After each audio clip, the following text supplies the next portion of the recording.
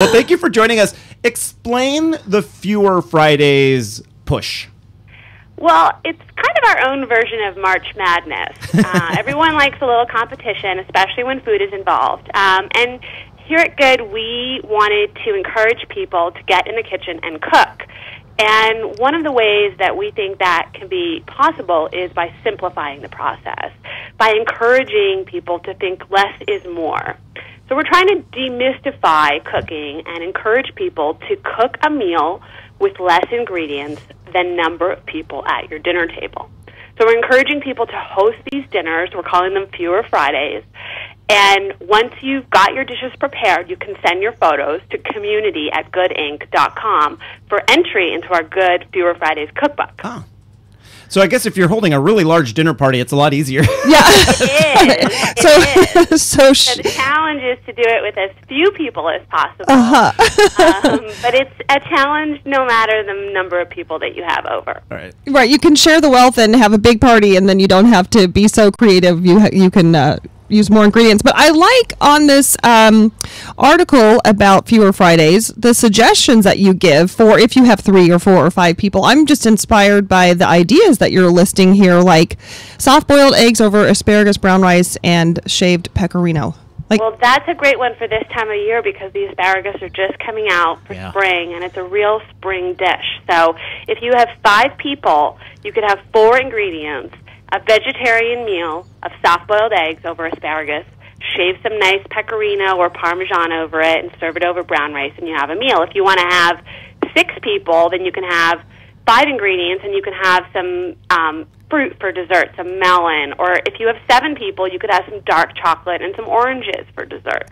You see the way it works. Sounds like great brunch items, as a matter of fact, for this Sunday morning. Yeah, it doesn't have to be a dinner. Lara, so it's not per dish, it's per entire meal.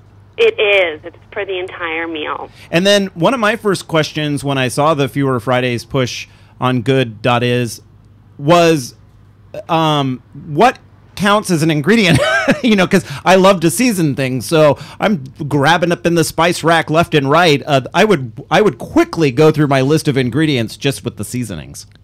Yeah, there is a little bit of leeway. Salt and pepper we're not counting as ingredients because those things are part of almost everything we cook. We're also allowing 1 natural fat of your choice, so olive oil or butter or canola oil or whatever fat you want to use. Those do not count as ingredients. Good. Okay.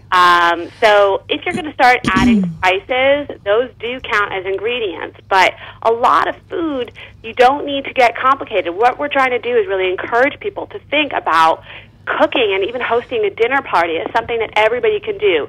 Buy a chicken, rub some salt and pepper over it, olive oil, put it in the oven. You have a beautiful main course. And taste the food more naturally as it tastes the actual food. I mean, one of the ideas behind the project is also to get away from processed foods that have so many ingredients and trying to remind people about whole foods, that foods with less ingredients.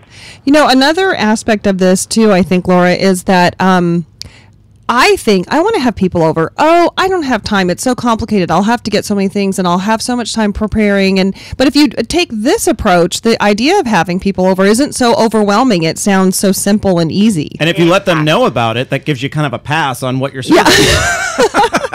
And everybody's kind of a part of it, too, because once you put in the idea of a challenge in there, it kind of makes it fun for everybody involved. So if you even have 3 people, you could do grilled sausages over sautéed Swiss chard, or couscous, which all you need is couscous and water, a little salt maybe, over some roasted salmon. You know, you really don't need a lot. You could do pasta with shrimp. I mean, linguine with just shrimp and a little bit of chili, chili peppers is a great deal, a great meal. The last thing I thought was going to happen during this interview was my mouth watering.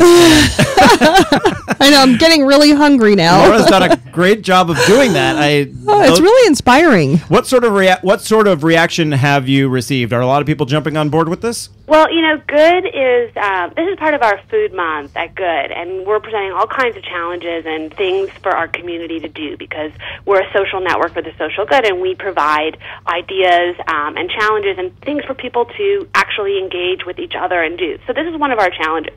And we have a concept on our website. It's a social network, so we have a way that you can participate by clicking do.